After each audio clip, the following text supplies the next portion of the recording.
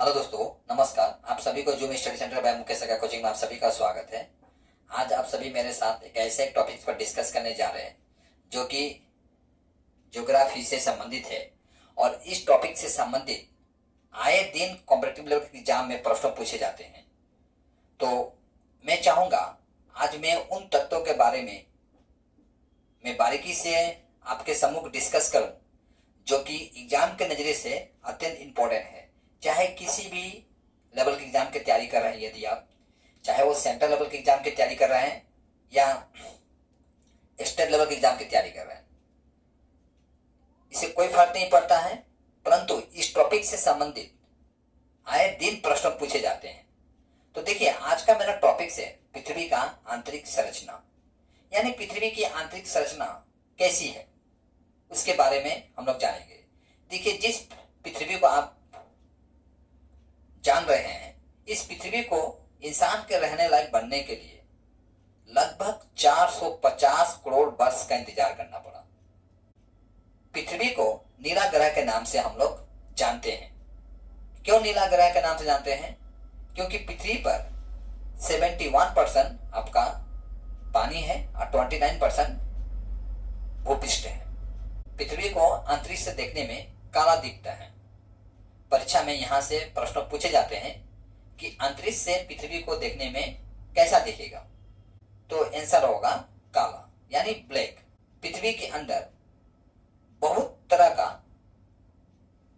फलक है, यानी फलक कहने का मतलब लेयर, इसे लेयर कह सकते हैं।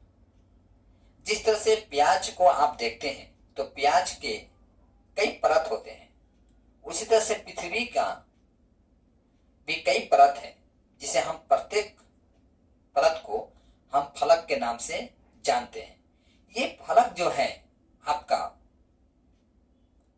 डिस्प्लेसमेंट होती है, मतलब एक स्थान से दूसरे स्थान तक खिसकती रहती है, परंतु इसकी खिसकने की जो कैपेसिटी है यानी क्षमता है अत्यंत कम है। एक वर्ष में 5 से 10 सेंटीमीटर ही खिसक पाती है। और इसके इस तरह के खिसकने से भूकंप जैसी प्राकृतिक आपदा की सृष्टि होती है। देखिए, 5 से 10 सेंटीमीटर खिसकना ये मत समझिएगा ये आम बात है। इतना खिसक कर ही छोटे मोटे भूकंप की सृष्टि हो जाती है। तो पृथ्वी की संरचना के बारे में जो हम लोग जानते हैं, उसे जानने के लिए हमारे पास 2 स्रोत होते हैं। पहला स्रोत ये होता है प्रत्यक्ष स्रोत कहेंगे।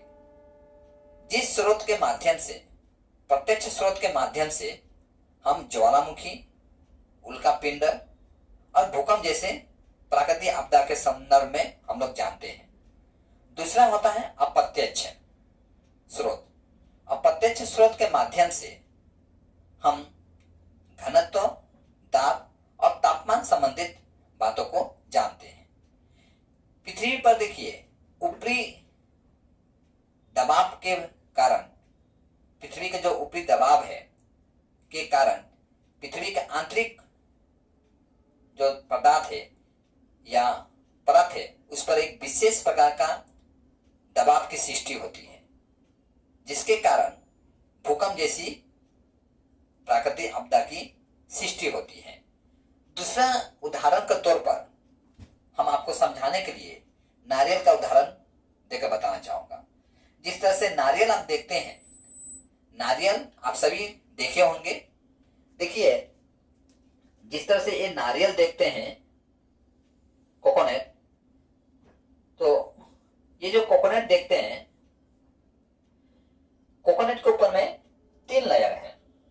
आप पहला लेयर जो है इसे छिलका कह सकते हैं, जिसे सूखने के पहचान आप छोटे छोटे टुकड़ों में काटकर इसे पूजा सामग्री के तौर पर आप धूप देने में उपयोग करते हैं। इसे छीलने के पश्चात आपको एक कठोर आवरण प्राप्त होता है। इस कठोर आवरण को निकालने के पश्चात आपको एक सफेद आवरण प्राप्त होता है, जिसे आप नारियल कहते हैं। और इस सफेद आवरण के अंदर आपको पानी प्राप्त होता है। नारियल पानी। ठीक है, पृथ्वी भी लगभग इसी तरह का है। पृथ्वी को देखिए, ऑस्ट्रिया के भूवैज्ञानिक स्वेज ने पृथ्वी की जो परत है उसे 3 भागों में बांटे हैं। पहला भाग को सियाल कहते हैं, दूसरा को सीमा और तीसरा को नीफे। पहला भाग को हम क्या कहेंगे? सियाल, यानी इस पार्ट को हम क्या कहते हैं? सियाल। तो सियाल में देखिए आपका सिलिकॉन और एल्युमिनियम प्राप्त होता है। क्या प्राप्त होता है यहां पर हमें? सिलिकॉन और एल्युमिनियम प्राप्त होता है। एल्युमिनियम प्राप्त होता है। दूसरा है सीमा, सिलिकॉन और मैग्नीशियम प्राप्त होता है। नीफे में हमें सिलिकॉन और आपका आयरन प्राप्त होता है। निकेल और आयरन प्राप्त होता है। नीफे में हमको निकेल और आयरन हमें प्राप्त होता है। तो इस हिसाब से देखें, सियाल में हमें सिलिकॉन और एल्युमिनियम प्राप्त होता है। सीमा में आपका सिलिकॉन और मैग्नीशियम, सीमा आप इस परत को कह सकते हैं। और नीफे जो है ये आपका ये परत है। ये जो अंदर देख रहे हैं, ये पृथ्वी के अंदर ऐसे बहुत सारे तत्व हैं जो कि तरल या द्रव्य अवस्था में पाए जाते हैं। पृथ्वी पर ऐसे कई पदार्थ हैं जैसे कि silicon, iron, magnesium, oxygen, sodium. तो इन सब पदार्थों को याद करने के लिए मैं एक ट्रिक्स लाया हूं। मेरा ट्रिक्स ये है, देखिए, अब सरोज और सुरेश लोहा मत कर,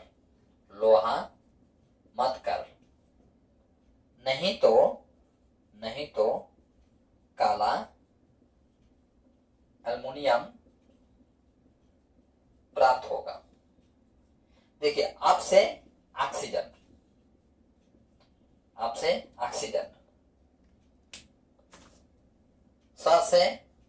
सरोज से सिलिकॉन, और से कुछ भी नहीं। से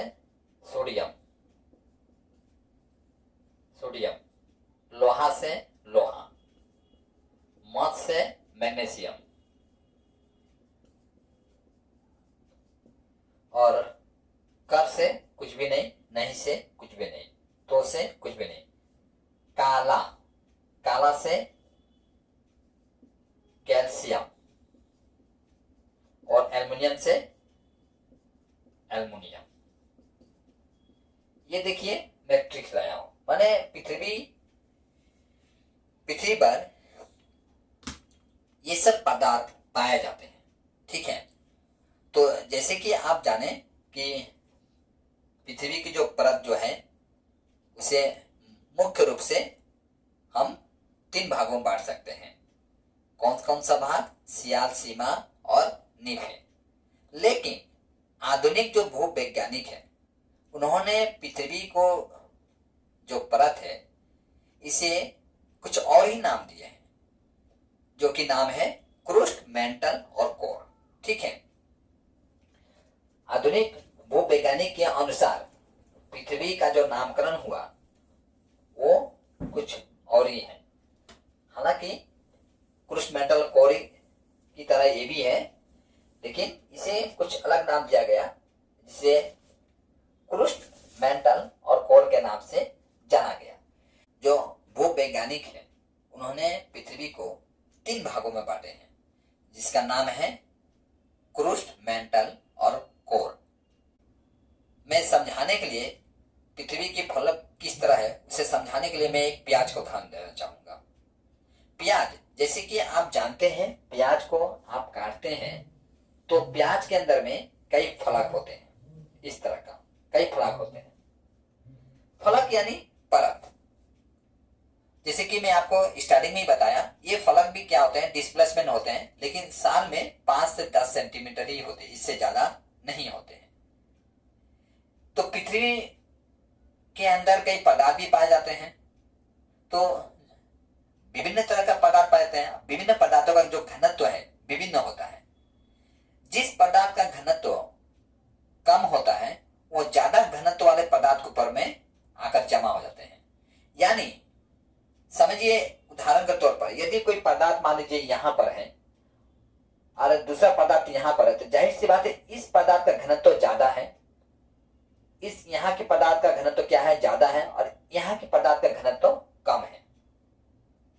यानी कम घनत्व वाले पदार्थ ज्यादा घनत्व वाले पदार्थ पर जमा हो जाते हैं। और यदि कि पृथ्वी का कोई फलक कमजोर है, यानी उसकी मोटाई कम है, वहां से वो पदार्थ निकलने का प्रयास करता है। जब ये पदार्थ वहां से निकलता है तो इसके निकलने की जो प्रक्रिया है, इस प्रक्रिया को उदगीरण कहते हैं। क्या कहते हैं? उदगीरण कहते हैं। और यहां जो सेंटर में देखते हैं, यहां सेंटर में जो पदार्थ है वो द्रव्य अवस्था में है या तरल अवस्था में। ये पदार्थ भी बाहर निकलने का प्रयास करता है, परंतु ये नहीं निकल पाता है। क्यों नहीं निकल पाता है? क्योंकि चारों तरफ से इसका प्रेशर है। जिस तरह से नारियल का पानी आप देखते हैं, उदाहरण के लिए मैं बताया आपको, नारियल का जो सेंटर में जो पानी है वो पानी नहीं निकल पाता बाहर। क्यों नहीं निकल पाता है? क्योंकि चारों तरफ से उसके आवरण है। ऊपर से एक छिलका, इसके बाद एक कठोर आवरण, इसके बाद नारियल, इसके बाद वो पानी है। पानी आपका तरल अवस्था में है। उसी तरह से पृथ्वी के जो केंद्र है, केंद्र में जो पदार्थ है एक तो तरल अवस्था में है, कुछ पदार्थ आपका द्रव्य अवस्था में भी है। इस सेंटर में पृथ्वी की जो टेम्परेचर देखा जाए, यहाँ की जो टेम्परेचर है वो आपका 6000 डिग्री सेल्सियस है। कितना डिग्री सेल्सियस? 6000 डिग्री सेल्सियस है।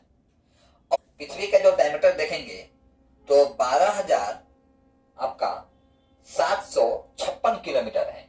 ये डायमीटर यानी ये 12756 किलोमीटर है। और ये सेंटर पॉइंट से यहां तक देखेंगे, यानी जिसे आप त्रिज्या कहते हैं, इसकी मोटाई है 6371 किलोमीटर।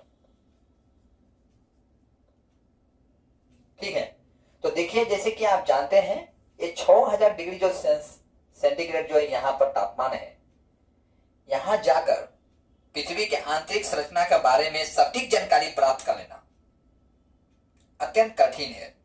तो हमारे भूवैज्ञानिकों ने इस तत्व के बारे में जो हमें बताया है वो एक अनुमानिक है और अंशतः सही है। दूसरी तरफ जो आधुनिक भूवैज्ञानिक है, पृथ्वी की पूरी संरचना को, यानी पृथ्वी की पूरी परत को 3 भागों में बांटा है। उनका नाम है क्रुस्ट, मेंटल और कोर। पहला को बोलेंगे क्रुस्ट, दूसरा को मेंटल और तीसरा को कोर कहेंगे। देखिए, क्रुस्ट जो है भूपृष्ठ के सबसे ऊपरी परत को कहते हैं। यानी भूपृष्ठ जो था, जैसे कि मैं बताया आपको, ये भी क्या था, आग की तरह गर्म था। लेकिन गैसीय पदार्थ के संपर्क में आकर आरंभ में ये जो था ये तो अत्यंत गर्म था, लेकिन गैसीय पदार्थ के संपर्क में आकर ये धीरे धीरे ठंडा होकर संकुचित हो गया। यानी माने जीवों के रहने लायक बन पाया। तो जिसके कारण पृथ्वी का जो भूपृष्ठ है, ऊपरी परत है, ये आपका उबड़ खाबड़ है। यानी आप देखेंगे पृथ्वी का जो भूपृष्ठ है कुछ इस तरह का है। मान लीजिए इस तरह का है, कुछ समतल नहीं है। ठीक है, कुछ इस टाइप का। तो जो ऊंचा है वो पहाड़ है, पठार है, और जो नीचा भाग है वो झील है, सागर है, महासागर है, नदी है। ये पृथ्वी की संरचना के हिसाब से देखा जाए, भूपृष्ठ जो है सिर्फ 5% है। सिर्फ 5% ही भूपृष्ठ है। यानी क्रुस्ट है। और इसकी मोटाई देखा जाए तो औसतन इसकी मोटाई जो है आपका 20 से लेकर 60 किलोमीटर के आसपास है। जहां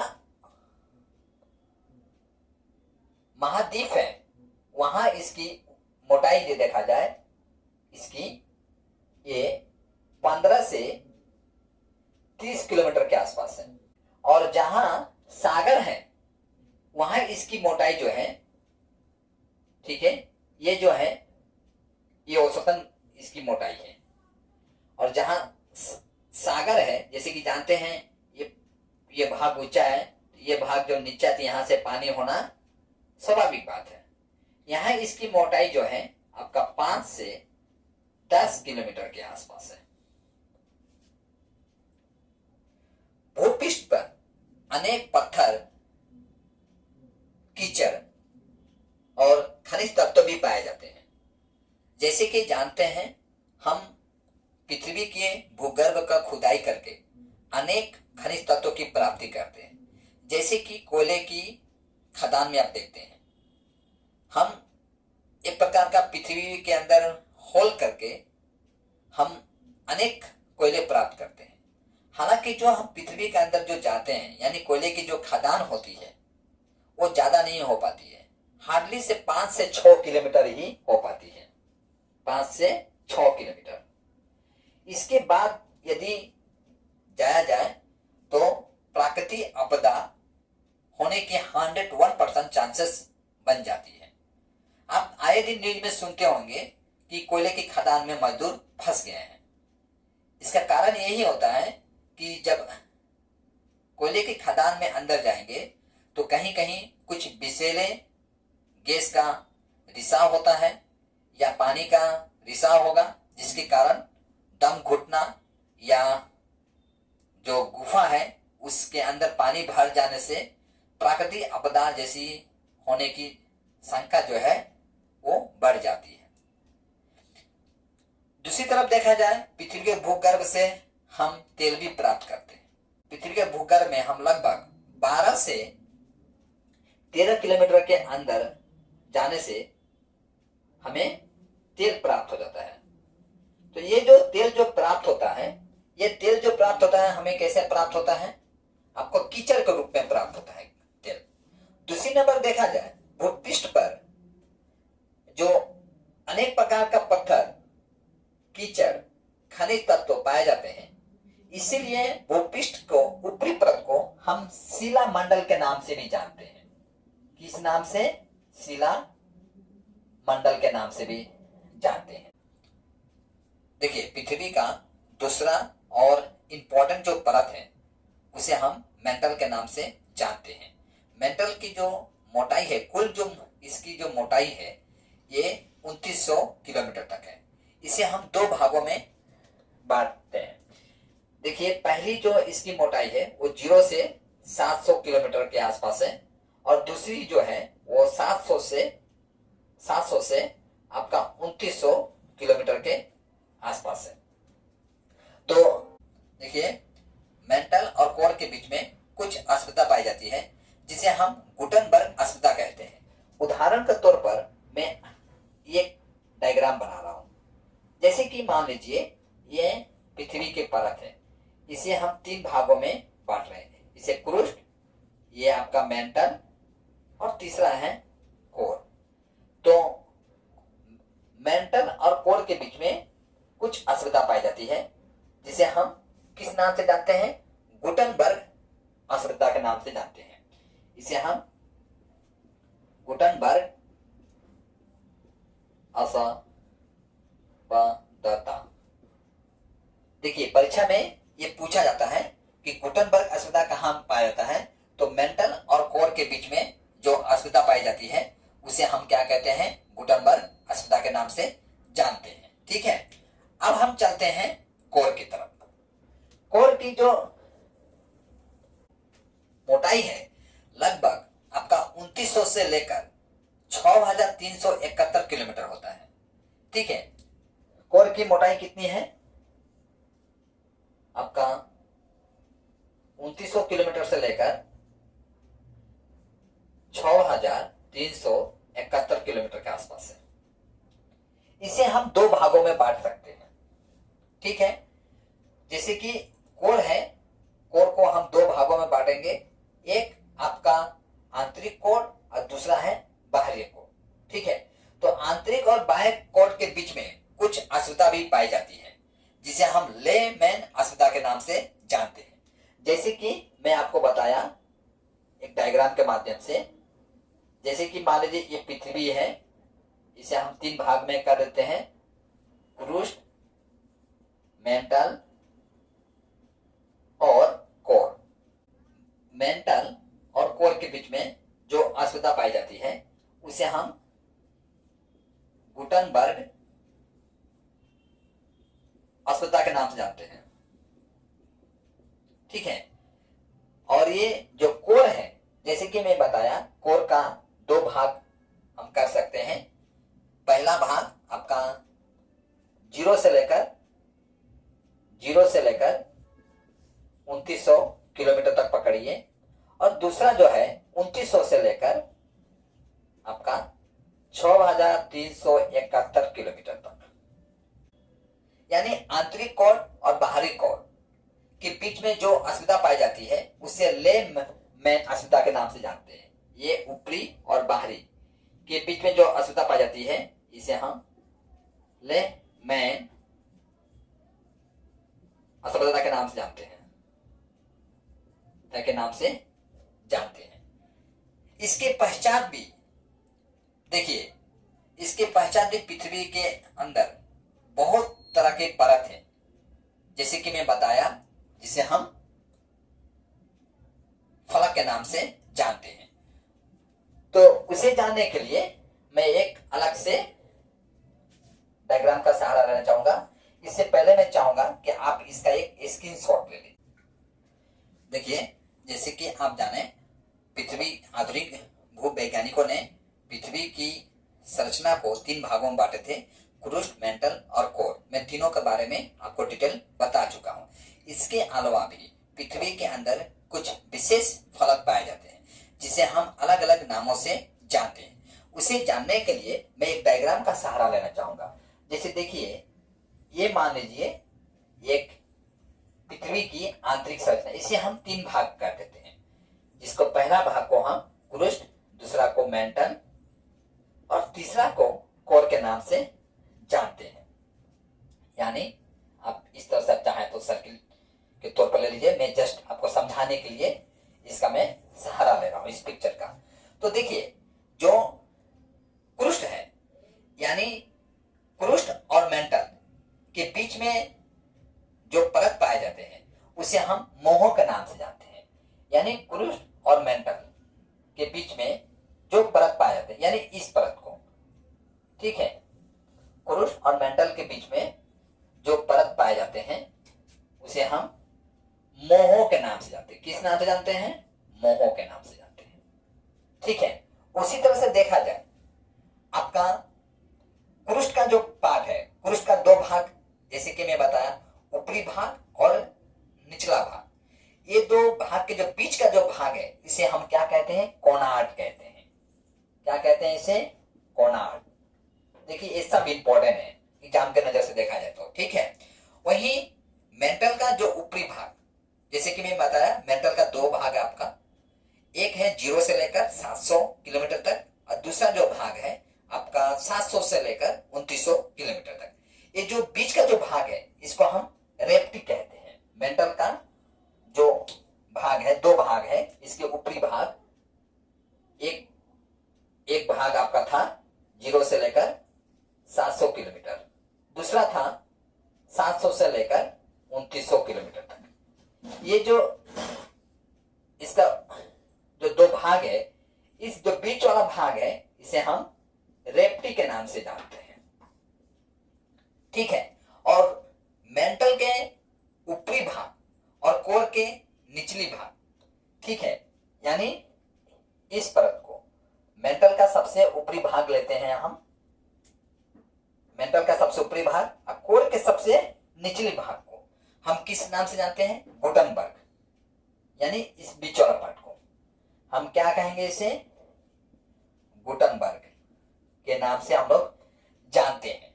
वहीं आपका कोर का ऊपरी भाग और कोर का निचला भाग को हम किस नाम से जानते हैं? देखिए, कोर का ऊपरी भाग, जैसे कि मैं बताया, ऊपरी भाग कितना था? 2900 किलोमीटर का, 0 से लेकर 2900 किलोमीटर तक लेंगे। और दूसरा है जो भाग है 6371 किलोमीटर तक लेंगे। ठीक है, तो इस जो भाग है, इस भाग को हम किस नाम से जानते हैं? हम लोग लेहमैन के नाम से जानते हैं। किस नाम से? लेहमैन के नाम से हम लोग जानते हैं। देखिए, ये सारा जो है ये इंपॉर्टेंट है। सारा ये परीक्षा में आपको डाउट इस तरह से मैंने कॉम्प्लेक्स प्रश्न बनाया जाएगा कि जो कि आप संदेह में पड़ जाएंगे कौन सा सही है कौन सा गलत है। मैं चाहूंगा इसका आप एक स्क्रीनशॉट ले लीजिए। देखिए, पृथ्वी की आंतरिक संरचना से संबंधित जो भी मैं तथ्यों को आपके सम्मुख रखने का प्रयास किया हूं, आशा करता हूं आपको अच्छी तरह से समझ में आया होगा। यदि समझ में आया हो तो लाइक कीजिए, कमेंट कीजिए और अपने मित्र मंडलियों में भी शेयर कीजिए। और देखिए, आपके लाइक से हमें कुछ नहीं मिलने वाला है, बस इतना है कि हम आपके लाइक से हम मोटिवेट होता हूं और इस तरह से टॉपिक्स से संबंधित वीडियो बनाने में हमें साहस मिलती है और कहीं ना कहीं एक विशेष रुचि प्राप्त होती है आपके लाइक और कमेंट से।